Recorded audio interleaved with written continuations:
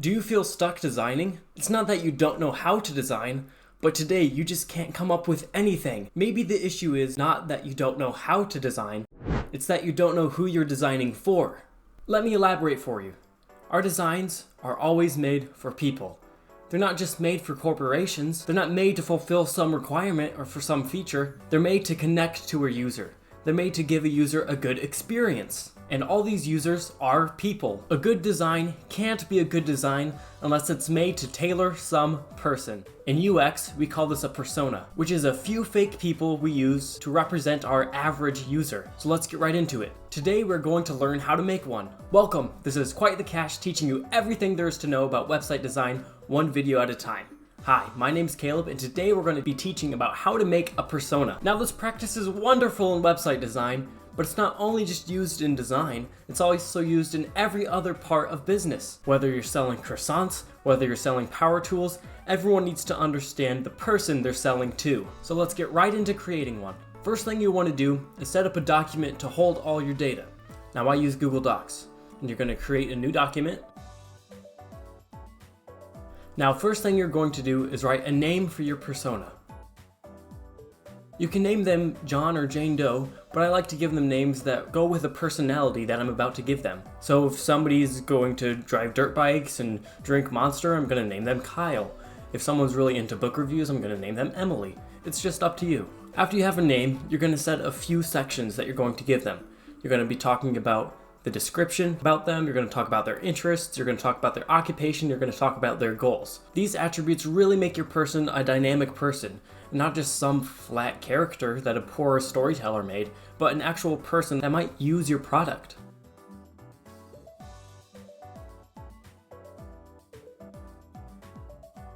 Alright, let's fill out the attributes. So maybe Jane Doe lives in Seattle, and maybe she has a husband and she's not too old. Occupation, say she works at this kind of boring corporation, and she's in charge of all the design there. She's in charge of making that company beautiful, even though it's not naturally a beautiful company.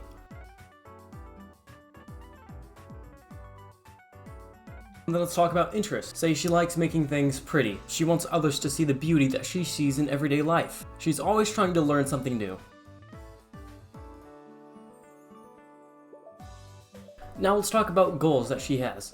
Now, everyone has goals that they want to accomplish in life, and so it's really important to use this as a deep and dynamic attribute of the person. Say one of her goals is she's in this kind of dead end, this boring job, and making design, making that beautiful, but she wants to do more than that. She wants to reach out to more people and start her own business about design. So she's not stuck helping people that aren't interested in her work, that only need her because they don't want to do it themselves. Instead, she gets to direct other people in designing stuff like that. She wants to make her own business consulting others how to design. See, now we really understand who we're designing for. I mean, we can call them by name.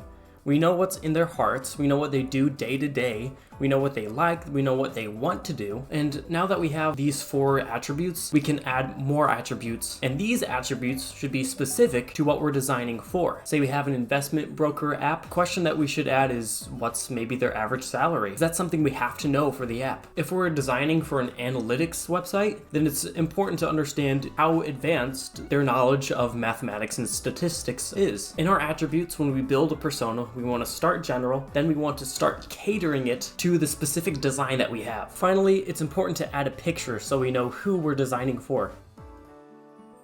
It's really a psychological thing. It really grounds that actually we're designing for people and not just a robot, not just some person we made up, but these represent the actual customers, the actual clients and users that you're working for, that you're helping. That's how you stop yourself from getting stuck in the mud of website design. That's how you can keep cranking out new designs. You understand who you're designing for. You make a persona and get to really understand this persona. Know them by name. Understand and implement the interests that your users have. Remember, you're not designing for a corporation. You're not designing to check off rules in a rule book.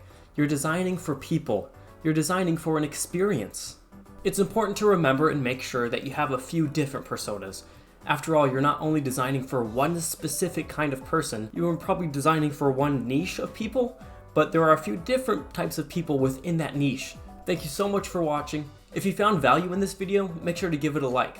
It really helps the algorithm understand that it helps people like you, and it will share it with more people like you. If you're interested in marketing your design, check out this video here.